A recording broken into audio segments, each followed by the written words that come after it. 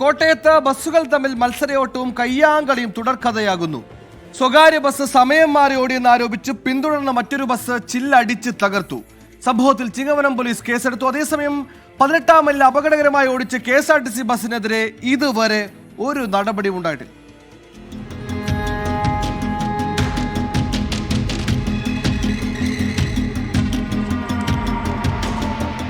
കോട്ടയം കോടിമതയിൽ ഇന്നലെ വൈകുന്നേരമാണ് സംഭവം.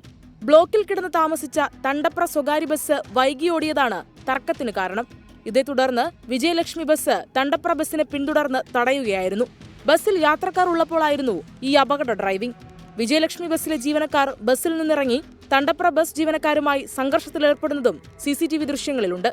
സംഭവത്തിൽ ചിങ്ങവനം പോലീസ് കേസെടുത്ത് അന്വേഷണം ആരംഭിച്ചു. അതേസമയം ഇന്നലെ 18-ാം മൈലിൽ അപകടകരമായ രീതിയിൽ KSRTC ബസ് ഓടിച്ച സംഭവത്തിൽ യാതൊരു നടപടിയും ഉണ്ടായില്ല. സ്വകാര്യ ബസ്സുമായുള്ള മത്സര ഓട്ടത്തിനിടയിലായിരുന്നു KSRTCയുടെ അപകടകരമായ രീതിയിലെ യാത്ര.